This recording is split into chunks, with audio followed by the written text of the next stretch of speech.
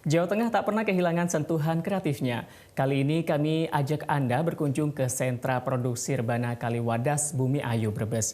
Di sana, meski rebana diproduksi secara tradisional, namun kualitas yang dihasilkan mampu bertahan lama dalam persaingan industri dunia.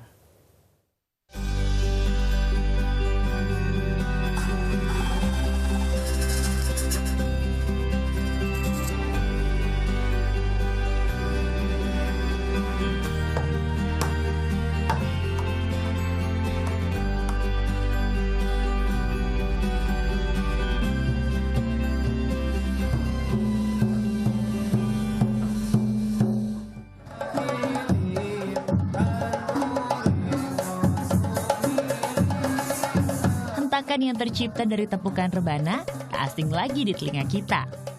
Alat musik tradisional asal Timur Tengah ini biasa dijumpai di pementasan kasidah atau gambus, seni yang sering digunakan sebagai media dakwah Islam. Rebana diperkirakan masuk ke Indonesia sekitar abad ke-13.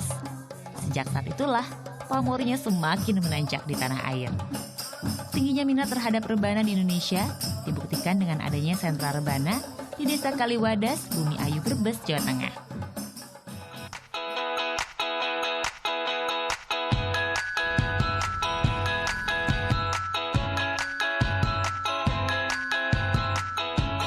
Lebih dari 60 tahun, hidup sebagian besar warga Kaliwadas bergantung pada salah satu jenis perkusi ini. Rebana produksi Kaliwadas tak hanya mencakup pasar nasional, kualitasnya yang baik mampu tembus pasar luar negeri. Meskipun bukan satu-satunya sentra produksi rebana di Indonesia, Kaliwadas tercatat sebagai yang terbesar dibandingkan daerah lain seperti Gresik dan Jepara.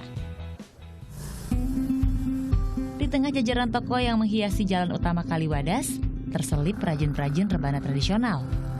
Salah satunya Sutirah. Sudah 35 tahun, ibu 8 orang anak ini bergelut sebagai perajin rebana.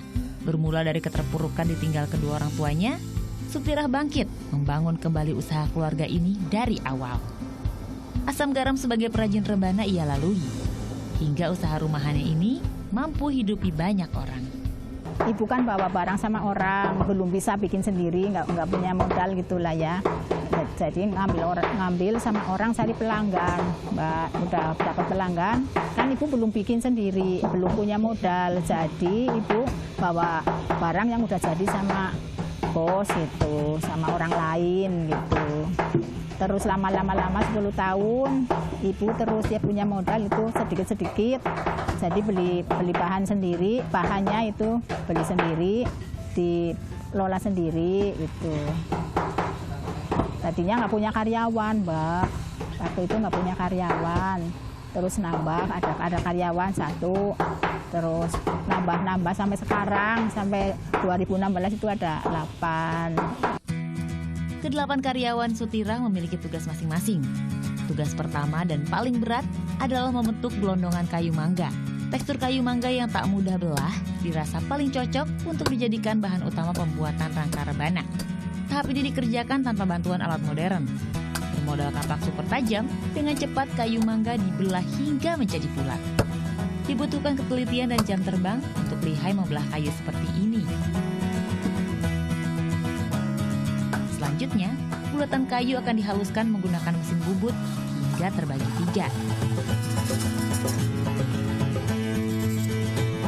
Untuk membuat permukaan rangka mudah dicat, tahap selanjutnya kayu akan dibakar.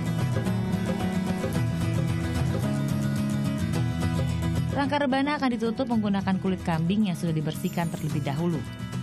Tekstur kulit kambing yang tidak setebal kulit sapi dirasa pas untuk menghasilkan bunyi yang sesuai dengan standar suara rebana. Pemasangan kulit kambing tak boleh sembarangan, seperti pembuatan alat musik pada umumnya. Nada dasar rebana perlu di-setel terlebih dahulu. Kalau tahap ini dilupakan, dijamin bukannya jadi rebana, alat ini lebih mirip dengan tong kosong yang nyaring bunyinya. Untuk mempercantik tampilan rebana, di tahap finishing biasanya rangka kayu akan diberi beragam warna cat sesuai pesanan. Dalam sehari rumah produksi Sutirah bisa menyelesaikan rata-rata 30 rebana berukuran besar dan 100 rebana kecil.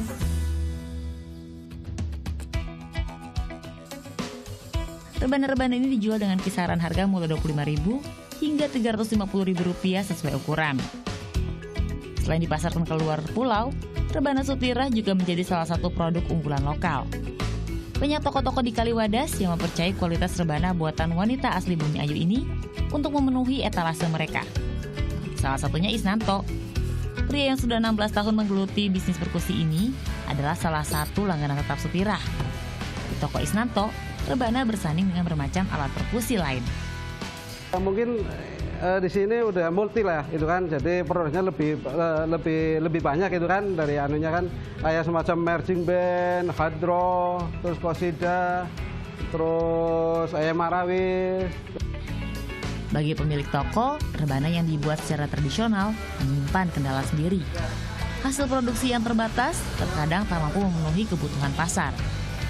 Kalau dari sini itu kan manual, jadi masih kebanyakan itu masih dipegang oleh ya manusianya sendiri. Itu kan beda sama pabrik, itu sudah pakai mesin, terus pakai alat-alat yang canggih itu kan.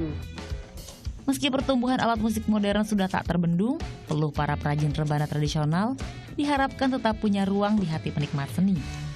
Sebab inilah salah satu kearifan lokal yang sayang jika harus habis karena terkikis zaman. Indrialita, Lutfi Evan, melaporkan untuk NET.